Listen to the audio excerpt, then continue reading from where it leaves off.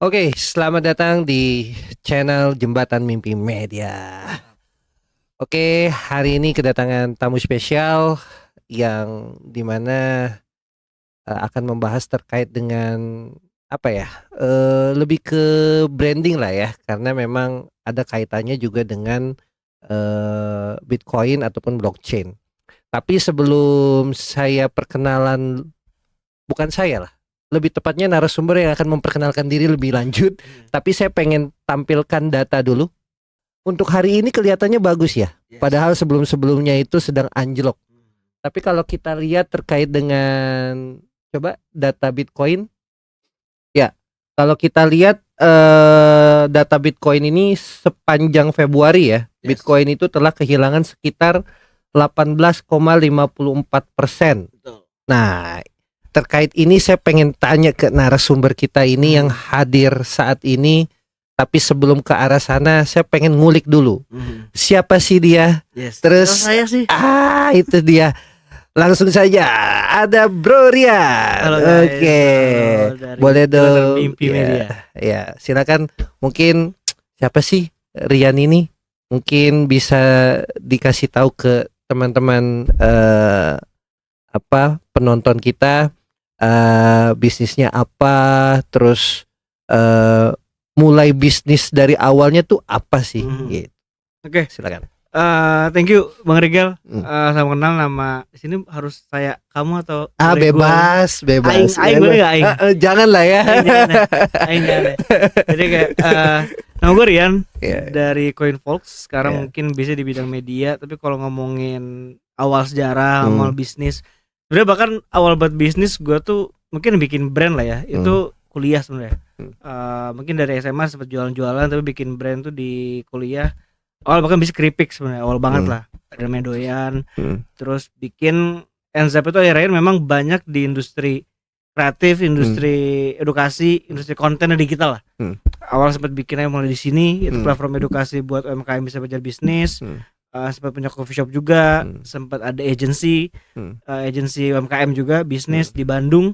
Sampai akhirnya 2021 itu bikin CoinVolts namanya. Yang dimana kita ini media sifatnya ya, media industri kripto yang fokus buat teman-teman yang emang mau update tentang industri kripto, blockchain, event dan lain itu kita provide di berbagai kanal. Kita punya website atau di sosmed lah. Kita juga di TikTok, Instagram dan lain-lain. Jadi sampai sekarang besarnya memang mungkin lebih dari 5, CoinVolts aja kan hampir 5 tahun. Sebelumnya dimulai di sini juga bergelut di konten, di edukasi, di kreatif. Jadi udah 8 tahun lebih lah di industri perkontenan dan permediaan ini sih. Ya, berbicara dengan mulai di sini. Mulai di sini tuh kan saya ketemu sama Bro Rian ini pada saat zaman kita lomba di Telkom ya. Betul. Di Universitas Telkom. Jadi saya ketemu sama Bro Rian ini bawa bisnis mulai di sini ya. Sampai akhirnya kita ketemu lagi di programnya Dikti dari Kemendikbud 2019 ya. Kayaknya 19. Iya 2019 itu. Nah, waktu di Telkom gue juara 1, dia juara 2, waktu di Dikti dia juara 3 nih di ASMI, ya kan? Kita angkatan pertama. Dan istri saya adalah produk dari ASMI kan. Bapak ini cinlok di lomba. Nah, tapi kerennya Bro Rian sampai duduk di bangku mahasiswa sampai dengan saat ini masih bergelut di dunia bisnis. Walaupun bidang kita berbeda, Bro. Kalau gue kan bidangnya tentang alat berat ya kan. Nah, kalau dirimu kan media nih. Nah, ditambah gue lagi bangun media juga nih. Nah, tapi berbicara yang tadi nih, Bro. Tadi kan ada data yang gue keluarin tuh. Nah, menurut pandangan dirimu terkait dengan ISG lagi yang awalnya anjlok sekarang menaik gitu, terus Bitcoin yang turun sampai 18%, itu pengaruhnya sejauh mana sih? Sebenarnya memang kalau di compare, kalau kripto ini kan skalanya global ya, Bitcoin dan sebagainya. Jadi beda dengan ISG kan lokal. Ya kebetulan mungkin Purbaya lagi oke lah, menteri ini kan lagi nggak banyak tingkah juga gitu kan. Negara juga walau baik tingkah juga, cuma nggak yang signifikan terhadap ekonomi lah. Jadi mungkin cukup stabil. Beda dengan Bitcoin, kripto ini memang pertama lagi, kalau di kripto tuh ada cycle lah sebetulnya, ada fase dimana cycle 4 tahunan gitu kan. 4 tahun naik, 4 tahun turun, dalam 4 tahun tuh 2 tahun naik 2 tahun turun. Setelah halving sama sebelum halving. Ya memang sebenarnya 2026 nih periodenya harusnya bearish istilah kita lah. Jadi ada bullish, ada bearish. Bullish atau bull run ini momen ketika market emang lagi oke-okenya, biasanya setelah dan sebelum halving. Nah, 2 tahun setelah halving itu mungkin teman bisa browsing lah halving itu apalah di Bitcoin. Itu market bakal cenderung turun. Dan memang jadi pertama memang lagi fasenya. Terus kedua, ya since ini juga aset yang sifatnya global, jadi yang nentuin tuh bukan sekedar ekonomi satu negara, tapi kayak let's say Trump ngomong apa, perang bakal ada apa enggak, gejolaknya kayak emas kan juga kemarin naik juga karena gejolak dari global, ekonomi global kan, ekonomi global, tensi negara-negara, itu juga sangat-sangat berpengaruh gitu kan. Jadi since juga secara global lagi nggak oke, ditambah fasenya juga malah lagi bearish, itulah momen yang akhirnya nyiptainnya Bitcoin lagi turun gitu kan. Jadi memang lagi fasenya aja sih kayak gitu. Sebenarnya kan Bitcoin ini kan memang hal yang sudah diketahui juga lah oleh orang Indonesia ya. Walaupun memang di kalangan bawah ataupun UMKM masih belum paham apa itu Bitcoin, apa itu blockchain. Tapi sebelum ke arah sana nih, kenapa sih bro dirimu bangun bisnis CoinFox padahal awalnya kan dari mulai di sini ya, yang tentang branding gitu kan, digital marketing. Kenapa ke arah Bitcoin atau blockchain walaupun ujung-ujungnya adalah media gitu? Apa yang bikin dirimu tuh gue tertarik nih di bidang ini, menantang gitu? Nah, apa yang mendasari itu bro? Mungkin pertama karena kebetulan dasar gue juga kan di startup ya. Kan juga startup, gue ngulik startup. Cuma emang gue tuh hobi ngulik teknologi yang sifatnya upcoming gitu loh. Jadi kayak dulu tuh kan edutech tuh belum banyak lah. Gue pikir gimana kalau pendidikan bisa online, gimana kalau UMKM itu bisa langsung connect bareng orang yang berpengalaman via online sebagainya.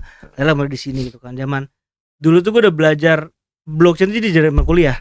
Udah kenal di mata kuliah di Telkom tuh dulu ada namanya digital ekonomi. Walau nggak spesifik mendalami blockchain ya. Cuma di mention apa itu blockchain, apa itu Bitcoin, desentralisasi, Web3 gitu kan, istilah-istilah planet itulah yang disebut. Yang ngebuat gue interest sana kayak ini menarik ya. Jadi awalnya juga gue nggak yang tiba-tiba langsung bisnis ini. Jadi awalnya juga memang gue pelajarin dulu dari 2018-19 investasi dulu, nyoba beli, ngulik-ngulik apa itu blockchain, baru 2021 gue bikin medianya. Dan kenapa kesini karena gue ngeliat Web3 blockchain crypto ini punya peluang lah. Kayak gue ngeliat kayak di industri sekarang ya, di blockchain dalam negeri itu tuh gue ngeliat kayak ngeliat startup di zaman 2014 gitu. Jadi era-era awal startup itu kan di pionirnya dulu Gojek lah, Gojek, Tokped, Bukalapak meledak, mulai banyak startup, program-program startup mulai banyak. Bener lagi kita termasuk ke arah sana kan. Nah cuman blockchain ini kan juga sebenarnya sama kan. Kripto ini kan satu part dari banyak teknologi yang turun dari blockchain kan. Kayak ibaratnya kenapa Web3 ya karena ada Web2 dan Web1 gitu kan. Ibaratnya produknya ya. Betul, produknya gitu kan. Jadi gue ngeliat blockchain ini satu teknologi yang as soon as possible bakal banyak dipakai, diadopsi, walau mungkin masih jauh lah ya. Kayak ibaratnya kayak ngelihat AI di 2000 ya, kita belajarnya dari kuliah lah. Even SMA mungkin udah mention AI juga gitu kan. Cuman mass adoptionnya ketika ada tipping point itu ChatGPT kan. ChatGPT ngubah segalanya lah, di open source dia buka API-nya macam-macam sehingga munculnya AI yang benar-benar dipakai sama setiap hari gitu kan. Nah blockchain ini menurut gue emang belum ketemu tipping point-nya aja. Belum ketemu satu hal yang bikin mass adoption-nya berhasil gitu kan. That's why gue ngelihat itu dan akhirnya gue masuk ke sektor inilah Bas. Tapi menarik gak sih kalau kita ngelihat dari teknologinya itu sendiri, teknologi yang terkait dengan blockchain, terus kripto. Nah, berarti CoinFox ini mulai berdiri karena memang mengadaptasi teknologinya atau apanya? Gue lebih ke arah kita kan memang belum nyampe mengadaptasi waktu itu. Dia lebih ke arah kayak pengen nyebar awareness-nya lah. Awareness-nya. Kripto tuh kayak gini loh. Dan dulu sebenarnya awal mula CoinFox tuh karena banyak ya, walau sampai sekarang juga masih banyak salah kaprah lah ya. Dulu kan kripto tuh judi, Bitcoin tuh scam. Nah awalnya kita kayak pengen aja ngelurusin sebenarnya di part itu. Terlepas blockchain juga punya potensi ya, tapi gue pengen juga ngasih tau ke masyarakat bahwasannya kripto tuh seperti ini loh yang benar gitu. Karena kan banyak yang mispersepsi juga kan, komunikasi juga salah gitu. Jadi awalnya juga ke arah sana sebenarnya. Tapi menarik sih terkait dengan kripto dan blockchain, walaupun memang jujur saya sendiri memang awam bro Ya, benar. terkait dengan itu. Mungkin banyak juga yang penonton juga apa sih itu blockchain, apa sih itu cryptocurrency, Yes. yang ditahu adalah kasus-kasus gitu Ya, kan. benar. Nah, tapi terkait dengan CoinFox nih, sebelum pertanyaan yang agak lebih mendalam lagi bro, awal mulanya membangun bisnis itu gimana bro? Dari modal berapa? Mungkin Oke. bisa dibagikan nama atau tips-tipsnya lah. Jadi nih kebetulan kalau gue pribadi ya, gue tuh dari awal bisnis lah ya, let's say mulai di sini lah. Gue mindset gue tentang bisnis berubah ketika mulai di sini. Jadi gue merasa kalau kita bisnis kan kita pertanyaan ya modal kan. Modal tuh jadi blockers utama lah, kayak modal gimana gue bikin coffee shop. Ya, kalau mau yang proper banget di atas cepek pasti lah 50 ke atas belum ruko dan sebagainya. Gue mau bikin clothing ya paling murah cetak satuan tapi tetap butuh modal. Atau seenggak modalnya dropship atau pre-order gitu kan.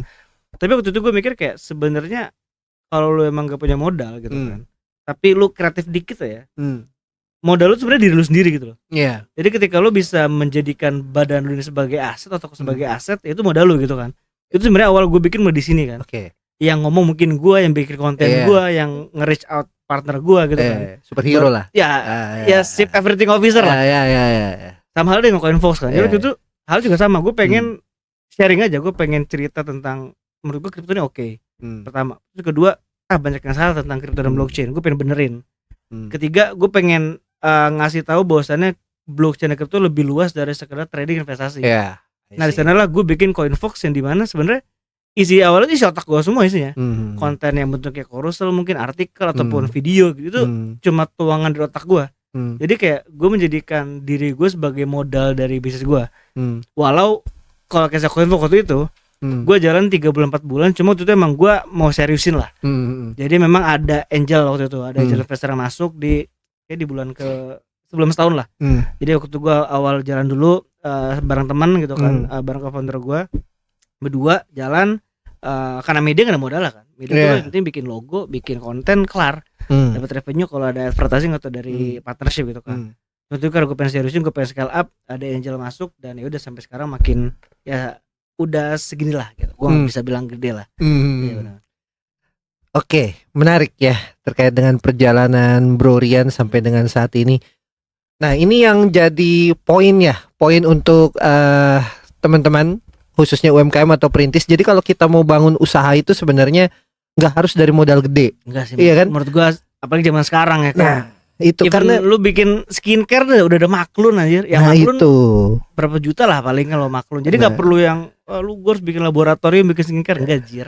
Nah itulah yang poinnya sekarang khususnya mahasiswa ya bro ya. Karena kita kan dari mahasiswa. Betul. Banyak mahasiswa yang berpikiran gue mau bikin bisnis modal gue harus puluhan juta atau harus 1 juta sejuta 2 juta atau sampai dengan belasan juta gitu kan. Sebenarnya yang penting adalah tadi poinnya adalah keahlian lu punya apa, passion lu apa. Betul. Jadi lu bisa lu lakuin. Bener kan? Betul, tanpa harus adanya modal. Betul. Modal itu ya paling berapa sih bro? Paling 50.000 lah, 100.000, atau misalnya lu tinggal sosial media, lu tinggal TikTok aja udah keluar gitu kan. Bener. Jadi affiliate bisa. Betul. Nah betul ya kayak gitu. Jadi kayak affiliate bisa apa aja bisa sekarang tuh menurut gue. Kecuali emang lu idealis yang gue pengen bikin bar misalnya atau itu kan jelas butuh modal gitu kan. Tapi beberapa kalau dari apapun bisnis yang gak ada modal banyak banget sekarang. Tapi kalau misalnya nanti kita bahas terkait bisnis tanpa modal menarik juga, cuman ini panjang nih jadinya.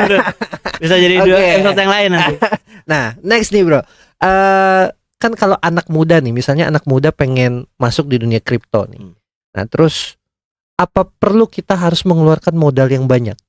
Kalau menurut pandangan Bro Rian bro, hal-hal seperti itu tuh harus dipergunakan atau bagaimana? Atau harus ada yang diklarifikasi? Artinya klarifikasi, lu mau usaha di bidang kripto nggak harus lu punya modal gede. Kan kripto itu ya lu mau apanya dulu nih gitu kan, sebagai apanya dulu, medianya atau apanya gitu kan. Betul.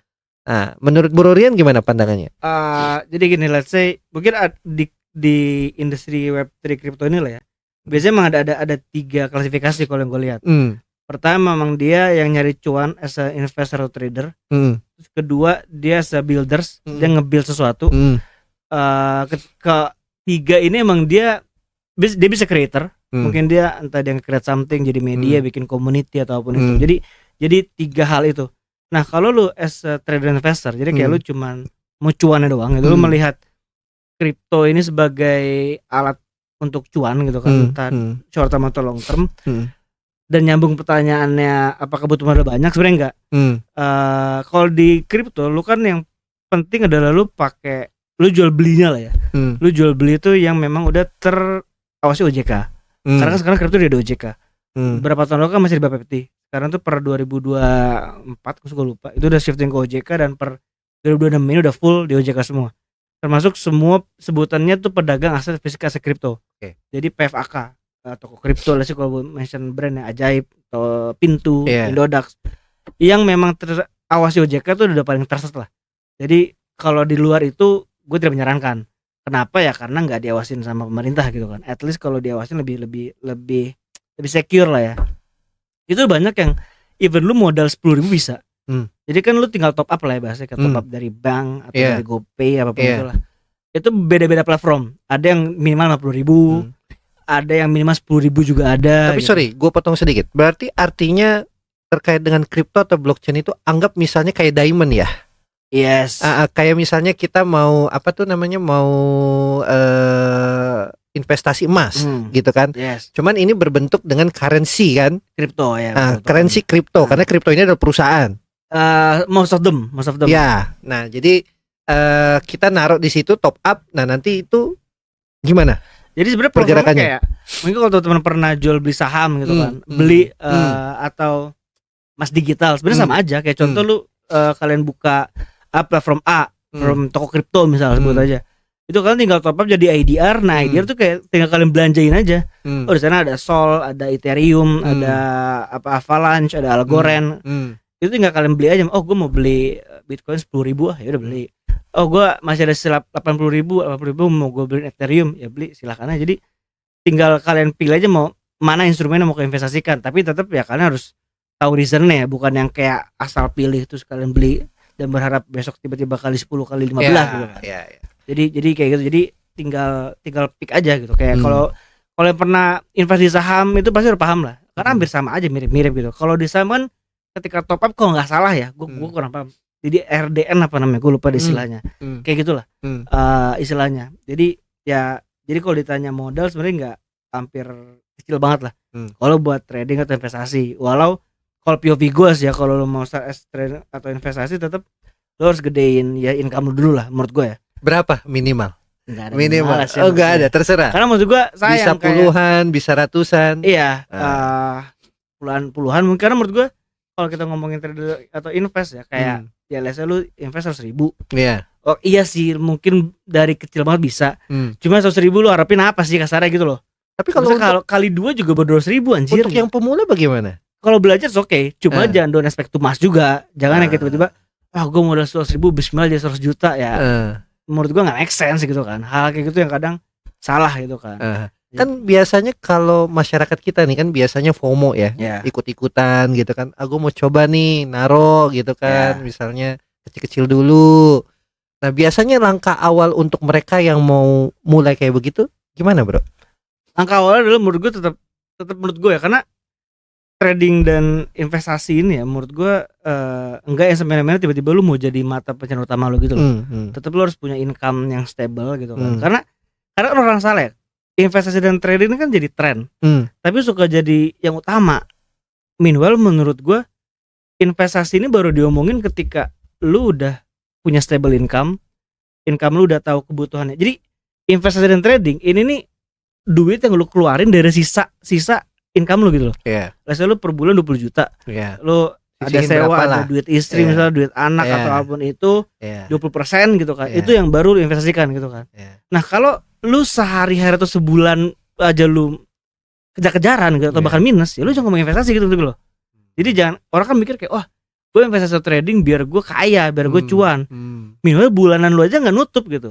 Nah maksud gue adalah kalau memang konteksnya kesana, lu harus perbaikin dulu bulanan lu gitu kan, entah dari income, entah jajan lu, gue nggak tahu lah. Biasanya lu, oh gue mahasiswa bang, jajan gue sebulan 5 juta udah pas-pasan. Berarti tinggal lu mikir gimana cara nyari duit tambah dengan lu kerja atau pengeluaran lu kurangin gitu kan. Jadi 4 juta deh jajan gue jajan makannya 1 juta gue investasiin, itu kan make sense.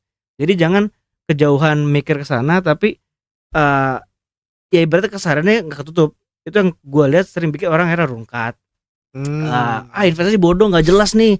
Ternyata dia bikin rugi, ya bukan bikin rugi karena ya lu hidup aja belum bener gitu, terus lu udah bikin investasi. Itu yang menurut gue salah gitu. Karena ini masalah investasi menurut gue sering salah. Investasi itu bukan buat cuan. Investasi itu adalah alat untuk lu bisa ngalahin inflasi. Kalau lu mikir investasi itu buat cuan, itu udah salah menurut gue. Investasi adalah gimana cara duit lu 1 juta di hari ini itu 5 tahun ke depan 1 juta masih worth it. Juta sekarang mungkin saya 15.000 sekarang bisa beli bakso sepiring, tapi 5 tahun depan 15.000 mungkin nggak dapat. Nah gimana biar value 15.000 ini bisa tetap sama dengan value di 5 tahun ke depan? Itu investasi maknanya menurut gue ya. Yang dimana sekarang dengan banyaknya mungkin investor KOL yang menganggap investasi bikin cuan, itu yang udah bikin banyak orang salah ensapnya. Ya karena sekarang pandangan orang adalah kalau kita investasi adalah cuan. Contoh kayak emas bro. Iya menurut gue itu udah salah. Iya misalnya gue waktu itu beli emas 800.000, sekarang harga udah waktu itu 3 juta, mungkin sekarang udah 2,8 kan. Itu udah per gramnya. Artinya kan mikir sekarang sekarang kalau misalnya gue naruh berarti 1 tahun atau 2 tahun ke depan bakal naik nih. Iya betul. Tapi kan sebenarnya enggak ya. Tapi kalau gue lihat dari penjelasan Bro Rian kan artinya kalau misalnya kita invest ya berarti uang yang lu taruh lu siap-siap harus nanggung kerugian, bener nggak? Bukan nanggung lebih ke arah tujuan investasi ya menurut gua.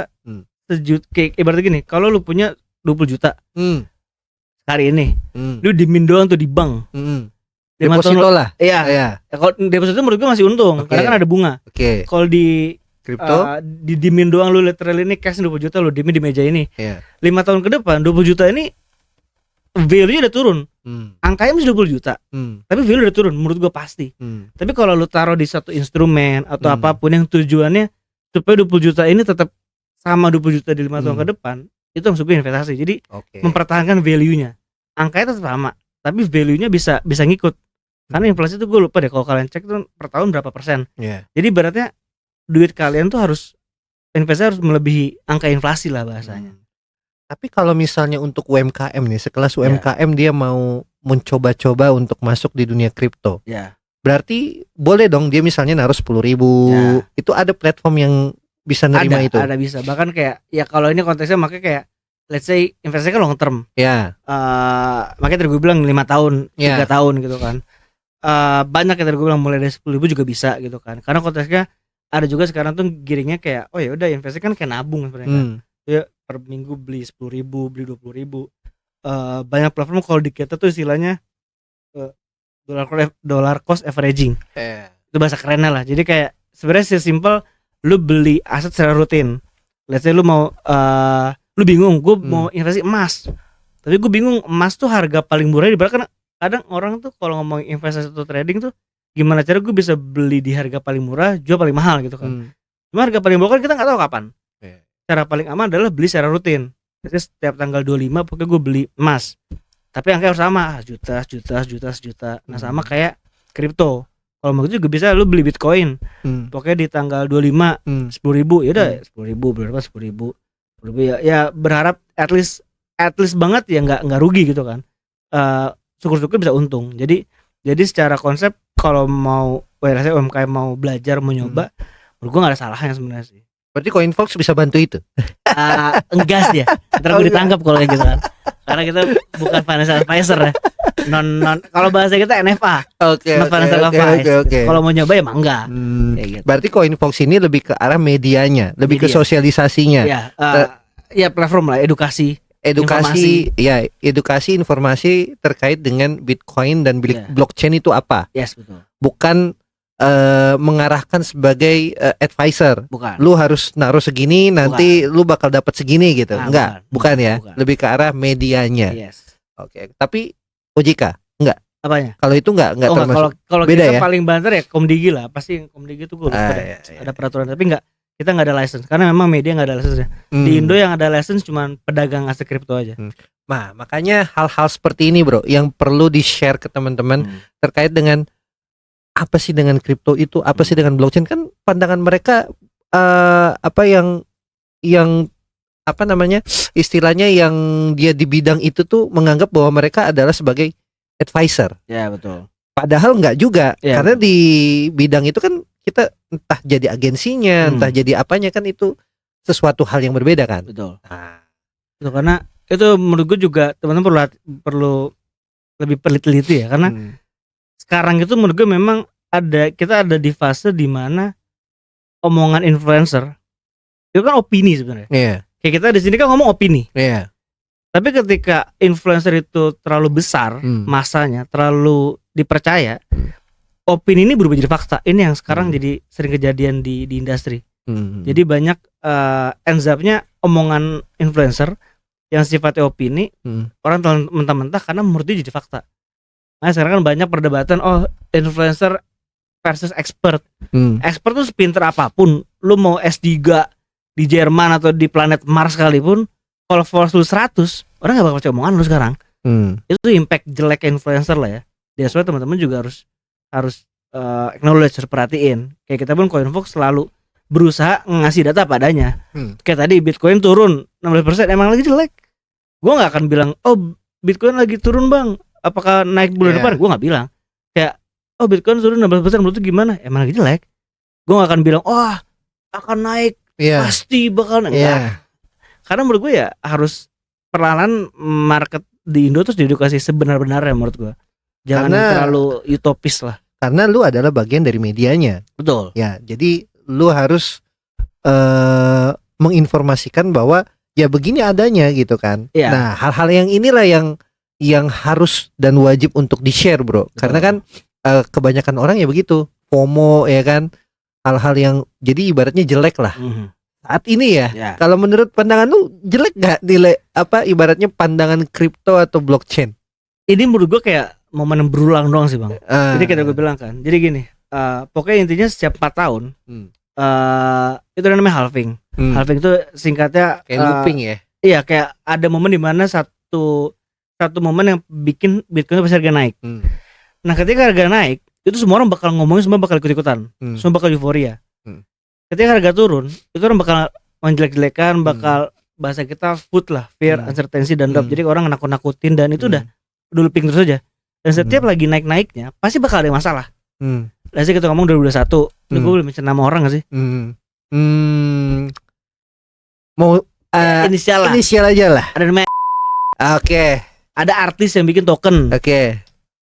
Wah jelek-jelek, token hancur jelek. Oke. Di Indo. Ya. Sekarang Bitcoin naik lagi nih. Dari 15k 2 tahun 3 tahun lalu, sekarang udah 60. Sebelumnya bisa sampai 120.000. Rame, wah muncul lagi influencer TR, influencer lain keluar. Terus masalah. Udah bakal berulang kayak gini. Kenapa? Karena yang dijanjin cuan. Oke. Dan dia selalu melebih-lebihkan lah.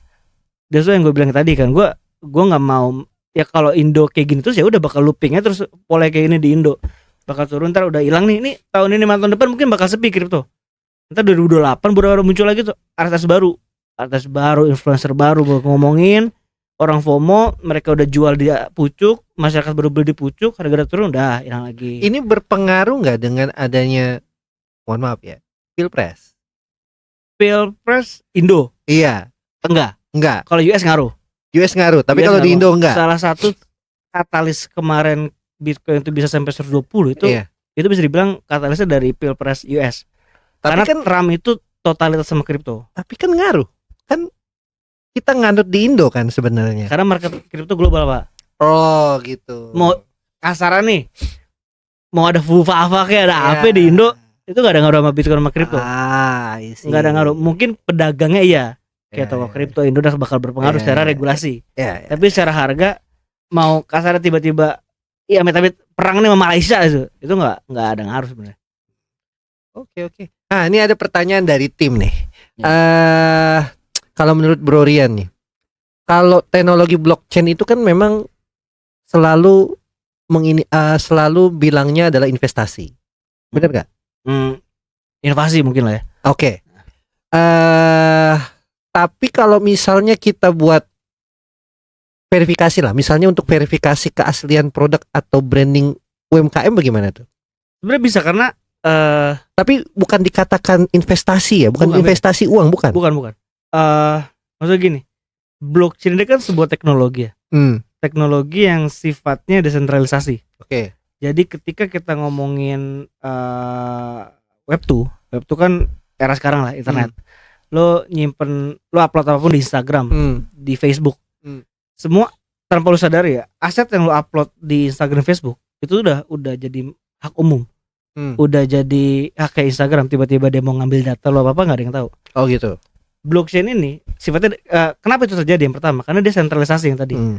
Chat lo di WhatsApp apapun itu semua platform kita gunakan lah, itu kan sentralisasi. Oke. Kayak contoh Meta ngedown, WhatsApp error, lu mau apa nggak bisa ngapain karena satu servernya rusak atau data center kebakaran atau apa tuh, itu kan banyak banget impact. Amazon down, pernah AWS kemarin berapa website down ya karena sentralisasi. Oke.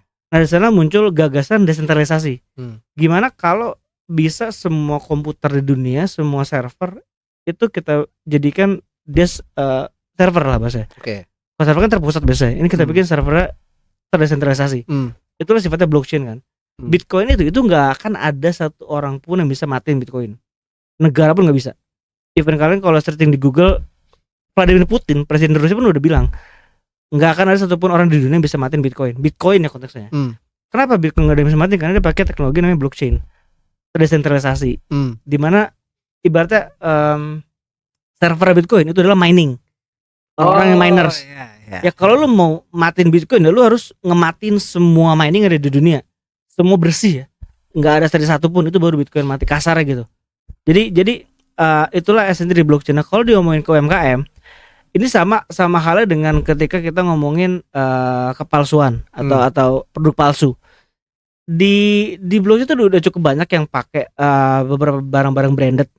Gue lupa merek-mereknya apa, entah LV entah apa, yang dia ngegunain blockchain ini untuk verifikasi. Jadi sifatnya sebenarnya mirip-mirip kayak sekarang kan udah banyak ya, mungkin kalau di gudang-gudang lo harus scan biar ke track tuh.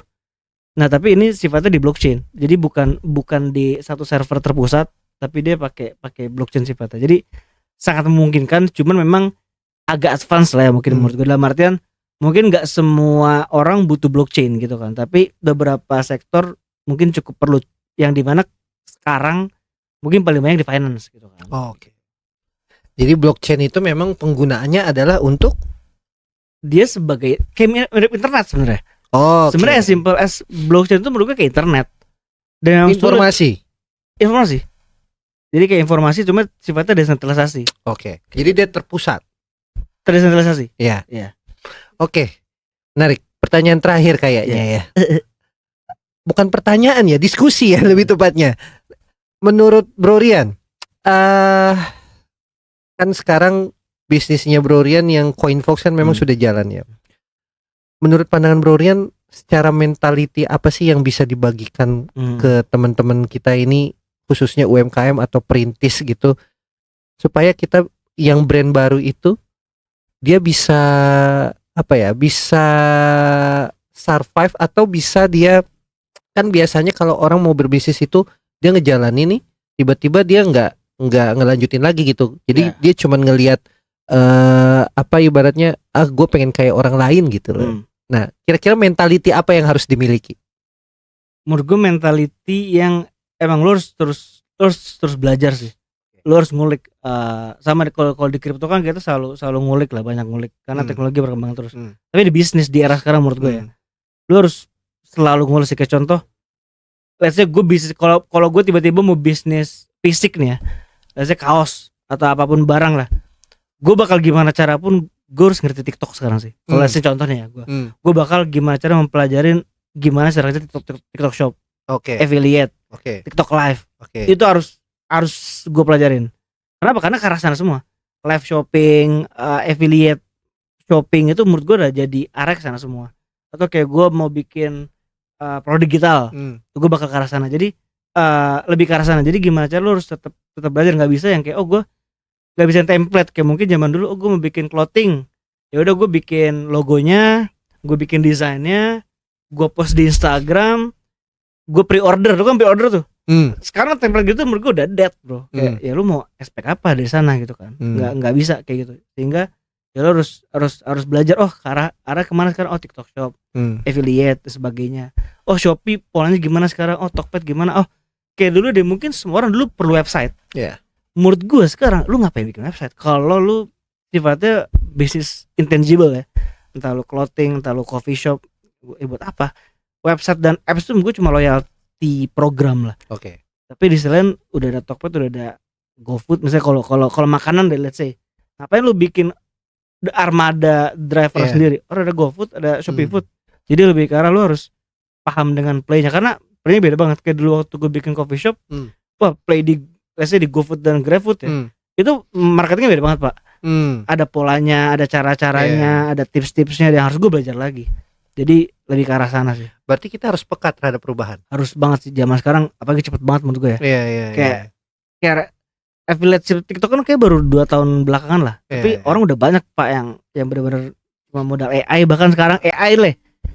Udah gila banget kan. Jadi kayak menurut gue di era sekarang, apalagi Google kan baru bikin tuh ya, namanya Google Labs kalau nggak salah. Yang bikin lu foto keripik, fotonya di meja anjir, lu upload ke Google jadi bagus banget. Itu kan ngemangkas kos lu banyak banget. Lu nggak perlu bayar agensi 5 juta 10 juta, bayar orang gitu kan. Itu yang kelebihannya. Dan itu bisa lu dapetin modal lu ngulik aja. Kalau lu nggak ngulik, lu nggak ke kantong ada platform kayak gitu. Menarik dengan obrolan tersebut. Tapi ngomong-ngomong nih ya, ini tim timernya udah habis sebenarnya. Tapi gue pengen dari Bro Rian sendiri, kira-kira ada kata-kata mutiara atau kata-kata apalah yang dibagikan kepada teman-teman UMKM kata-kata hari ini kan? Atau perintis usaha nih yang mau bangun bisnis mereka, atau pengen niru dengan konsep kripto, atau pengen belajar sama Bro Rian, gimana caranya gitu. Ini tidak di briefing nih kata-kata hari ini. Apalah, harus keluar dari zona nyaman kah atau bagaimana? Terserah deh, silakan. Ada yang mau dibagikan? Bingung lagi. Bingung ya udah deh. Apa? Tapi kalau dari perjalanan Bro Rian ya, kalau saya rangkum memang kita itu harus, ibaratnya kalau mau bangun bisnis itu kita harus peka terhadap zaman. Benar nggak sih? Ya kan? Terus terkait dengan bisnis tadi, kripto, blockchain dan apa tadi? Web3. Artinya kita harus pilah-pilah media. Karena terkadang informasi yang ada itu dan yang muncul itu terkadang bias. Dan bisa jadi hal-hal itu kalau kita nggak kulik lebih mendalam lagi, itu yang ada terjadi malah kisruh. Benar nggak sih? Yang menjadikan bahwa bisnis di bidang kripto ini menjadi kurang baik di kalangan masyarakat. Nah, tapi kalau saya lebih garis bawahi lagi, mentalitinya adalah kita harus peka terhadap perubahan, kita harus jujur, ya kan? Yang terakhir adalah kita harus sering-sering berdoa. Iya enggak? Karena laki itu yang datang ya dari atas, ya kan? Ya kalau misalnya kita kagak nyoba terus, ya kan, kagak bisa evaluasi, benar nggak? Dari dari usahanya CoinFox kan pasti evaluasi. Oke. Ada lagi yang mau dibahas, Bro? Kata-kata hari ini kali ya? Silakan, kata-kata hari ini ada. Udah keluar. Oke, silakan coba. Menurut gue gini, era sekarang tuh attention tuh segala ya menurut gue. Kita ada di era attention ekonomi. Dimana apapun yang lu bikin, lu tuh perlu atensi. Entah bisnis, entah lu mau jadi content creator, entah lu mau jadi politikus. Karena kita ada di era, lu bakal merasain ya, terlepas lu pinter, lu jenius, lu bakal kalah sama orang yang punya atensi. Jadi apapun itu, kalau lu pinter mau lu goblok pun, lu harus bisa nge-create attention lu sendiri. Entah di bisnis lu, entah personal branding, entah lu jadi apapun, lu harus bisa nge-create atensi. Karena gue udah cukup sering ngerasain dimana sejenis-jenisnya lu bakal kalah sama orang punya atensi. Nah, jadi menurut gue attention is the new currency lah ya menurut gue. Jadi lu harus bisa mengeksplor tersebut. Asik. Kasih tepuk tangan dulu dong. Thank you udah mau datang hari ini, dan jangan lupa ya untuk teman-teman, jangan lupa untuk subscribe, like and comment, dan boleh kasih komentar di bawah, kira-kira mau bahas apa lagi sih, ya kan? Mau bahas tentang cara bikin bisnis, atau gimana sih kalau kita mau ada ide bisnis tuh cara ngejalaninnya bagaimana? Tulis aja di kolom komentar atau butuh bantuannya Om Rian. Oh, kira-kira kalau mau terhubung dengan Om Rian di mana ya? Di IG aja kali ya. IG-nya apa? Boleh? Rian DRNS. Oke, nanti di di kolom deskripsi nanti dicantumin. Oke, sekian. Terima kasih Bro Rian. Thank you. Selamat datang di channel Jembatan Mimpi Media.